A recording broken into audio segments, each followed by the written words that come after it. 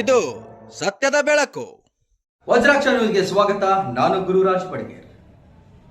ಸಾವಿನಲ್ಲೂ ಸಾರ್ಥಕತೆ ಮೆರೆದು ಅಂಧರ ಬಾಳಿಗೆ ಬೆಳಕಾದ ಆಕಾಶ್ ಹರಿಜನ್. ಮುದ್ದೇಬಿಹಾಳ ತಾಲೂಕಿನ ಡವಳಗಿ ಗ್ರಾಮದ ಆಕಾಶ್ ಮಲ್ಲಪ್ಪ ಹರ್ಜನ್ ಎಂಬ 10 ವರ್ಷದ ಬಾಲಕನು ಮಾರ್ಚ್ 22ರಂದು ರಸ್ತೆ ಅಪಘಾತದಲ್ಲಿ ತೀವ್ರವಾಗಿ ಗಾಯಗೊಂಡಿದ್ದನು. ಗಾಯಾಳುಗಳನ್ನು ತಂದೆ ತಾಯಿ ಮತ್ತು ಸಂಬಂಧಿಗಳು ಸೇರಿ ವಿಜಯಪುರ ಪಟ್ಟಣದ BLD ಆಸ್ಪತ್ರೆಗೆ ದಾಖಲಿಸಲಾಗಿತ್ತು. ಆಸ್ಪತ್ರೆಯ ಸಿಬ್ಬಂದಿಗಳು ಕೂಡ ಬಾಲಕನನ್ನು ದಾಖಲಿಸಿಕೊಂಡು ತುರ್ತು ನಿಗಾ ಘಟಕದಲ್ಲಿ ಚಿಕಿತ್ಸೆ ನೀಡುತ್ತಿದ್ದರು. ಆದರೂ ಚಿಕಿತ್ಸೆಯ ಫಲಕಾರಿಯಾಗದೆ ಮಿದುಳು ನಿಷ್ಕ್ರಿಯಗೊಂಡು ಬಾಲಕನು ಮೃತಪಡುತ್ತಾನೆ.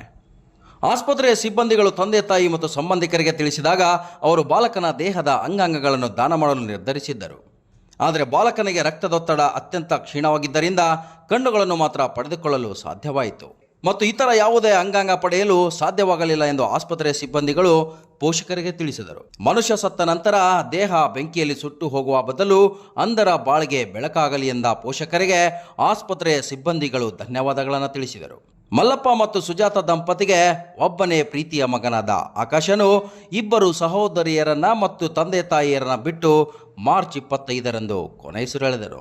ಆ ಮಗು ಇನ್ನೇನು ಬದುಕುಳಿಯಲ್ಲ ಅನ್ನೋ ವೈದ್ಯರ ಒಂದು ಹೇಳಿಕೆಯಿಂದ ಆ ಕುಟುಂಬದವರು ತಮ್ಮ ದುಃಖವನ್ನು ಅರಗಿಸಿಕೊಂಡು ಮತ್ತು ನಮ್ಮ BLD ಆಸ್ಪತ್ರೆಯಲ್ಲಿ ಒಬ್ಬ ಆಕಾಶ್ ಮಲ್ಲಪ್ಪ ಹರಿಜನ್ 10 ವರ್ಷ ಮುದ್ದೇಬೇಳವನ್ನು ದಾವಳಿಗೆಯವರು ಒಬ್ಬ ರಸ್ತೆ ಅಪಘಾತದಲ್ಲಿ ಮಿದುಳು ನಿಷ್ಕ್ರಿಯಗೊಂಡಾಗ ನಮ್ಮ BLD ಆಸ್ಪತ್ರೆಗೆ ತಂದು BLD ಆಸ್ಪತ್ರೆಯಲ್ಲಿ ದಾಖಲು ಮಾಡಿ ಸತತವಾಗಿ ಪ್ರಯತ್ನ ಪಟ್ಟರು.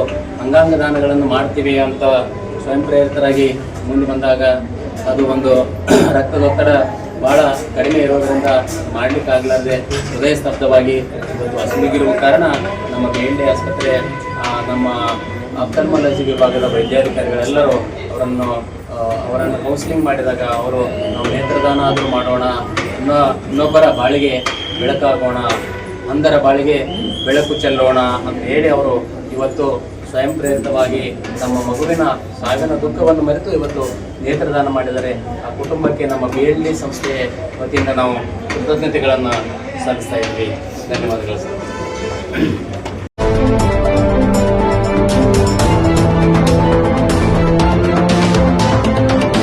ವಜ್ರಾಕ್ಷ ನ್ಯೂಸ್, ಇದು ಸತ್ಯದ ಬೆಳಕು.